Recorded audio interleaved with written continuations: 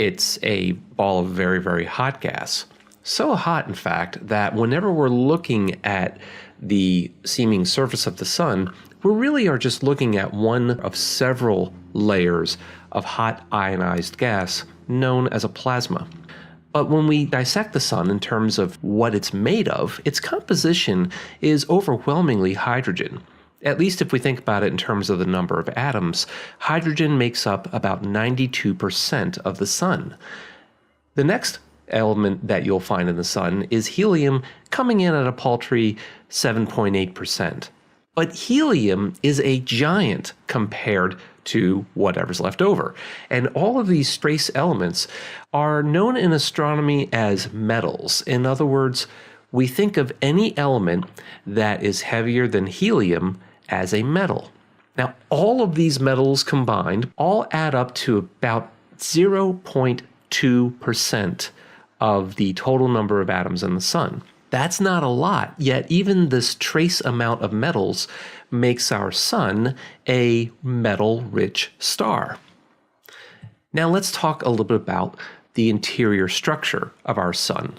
We divide it into roughly 3 layers, or 3 regions, beginning with the core.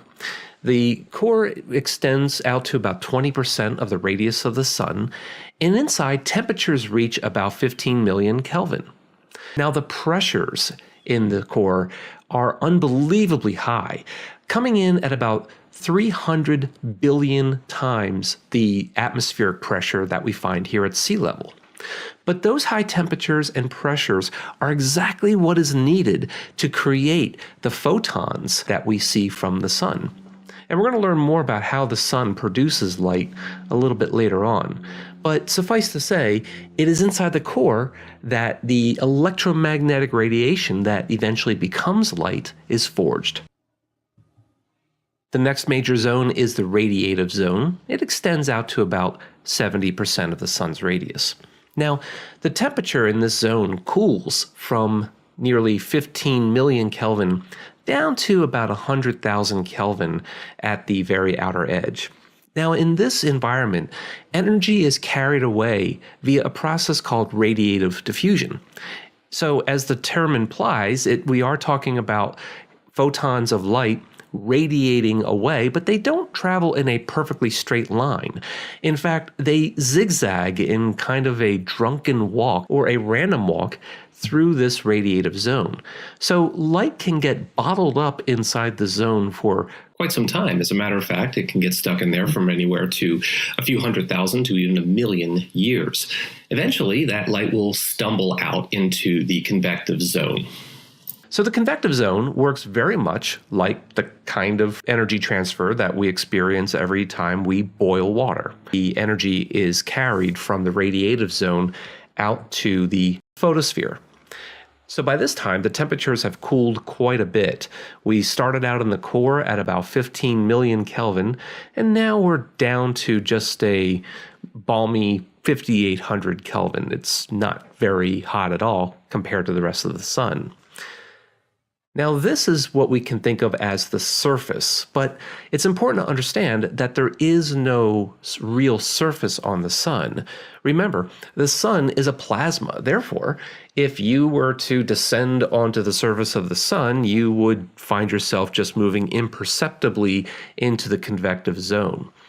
The reason why we call this the surface is because this is where the sun becomes opaque to light. In other words, we cannot peer through the photosphere and see into the layers underneath. We have to infer them using other techniques. But the major thing here is that this is where light is finally free to escape into space. So let's examine the surface of the sun in some greater detail, and you'll notice that there are these fine-grained structures, and these structures have a name. We call these granules, and they are just tiny. That is to say, anywhere up to about 1,000 kilometers tiny. So we're talking about, let's say, the size of Texas or even the western half of the United States.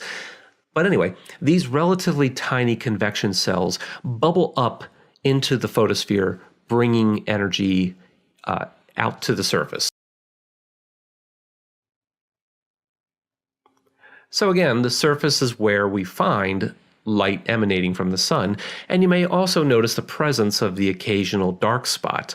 These spots have a name. They're called sunspots. I never said they were cleverly named structures, but they are nevertheless slightly cooler regions on the surface of the sun, and we're going to learn a little bit more about that in a moment. But another way to think about the photosphere is that it is really the region where the sun now transitions into its atmosphere. So the lower part of the atmosphere is called the chromosphere. Now, it's worth mentioning that in this chromospheric region, or the lower atmosphere, we're only talking about, about 2,000 maybe to 3,000 kilometers in thickness. And yet the temperature, rather than decreasing, increases. So we're recently at 5,800 Kelvin at the photosphere. Now we're up to about 10,000 Kelvin. And that's a little strange if you think about it. I mean, if you were to hover your hand over your stove and raise your hand up, you wouldn't expect your hand to get hotter. You'd expect it to cool down, and that's in fact what happens. Yet strangely enough, for reasons which we don't fully understand just yet, when we get a little bit further away from the sun, the temperature climbs. So this makes our chromosphere hotter than the photosphere. And it's so hot, in fact, that you need to switch into ultraviolet wavelengths in order to make out some of the structures of the chromosphere. However, if you're lucky enough to experience a total solar eclipse, you will find yourself gazing at the entire outer atmosphere of the sun. This is called the corona. And here, temperatures skyrocket up to as much as 1,000,000 Kelvin and even hotter. So as I like to say, if you get to see a solar eclipse, a total solar eclipse, you will see the sun's corona. But the coolest thing that you'll ever see is also going to be the hottest thing you'll ever see. Anyway, let's talk about that skyrocket jump from 10,000 Kelvin up to about 1,000,000 Kelvin. If we take a plot of the temperature versus the height or the altitude of the solar atmosphere, you notice that somewhere around 2,500 kilometers, we just make a virtually instantaneous jump. So we call this region the transition region, and we're talking about a layer that is maybe only 50 kilometers thick, and yet the temperatures drastically leap from about 10,000 Kelvin up to 1,000,000 Kelvin and higher. It is a remarkable transition, and we don't really understand why it goes so hot so quickly. Now, we don't have to always wait for a total solar eclipse to study the corona. We can examine parts of the corona at very far ultraviolet wavelengths. And you may notice that toward the top of the sun in this image, in this movie rather, there's a great big hole. And there's another hole somewhere at the 2 o'clock position on the western edge or the right-hand side of your screen. So these are called coronal holes. And they're really just regions where the magnetic field lines of the sun are opened. So if you look closely at near the surface of the sun, you'll see these loops, and each of these loops are magnetic field lines. And what they're doing is that they're trapping these ultra-hot gases in this case, in the lower part of the corona, and there are additional loops underneath trapping gases in the chromosphere. But sometimes these magnetic field lines open up into outer space, and when they do, these very hot particles are able to escape, and they form something called the solar wind. So we're talking about a region of the sun's atmosphere that reaches 1,000,000 Kelvin easily, and for this reason, we can only view this at far ultraviolet and even in X-ray wavelengths.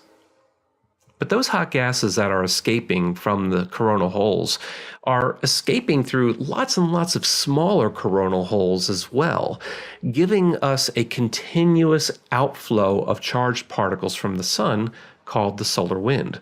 So these particles are continuously racing away from the sun at about 400 kilometers per second, Or if you like to think about it in terms of miles per hour, it's about 1,000,000 mph wind. And during times when the solar wind blows harder, as we will see, we have to take steps to protect our spacecraft from potential damage. Next, let's talk about what makes the sun shine.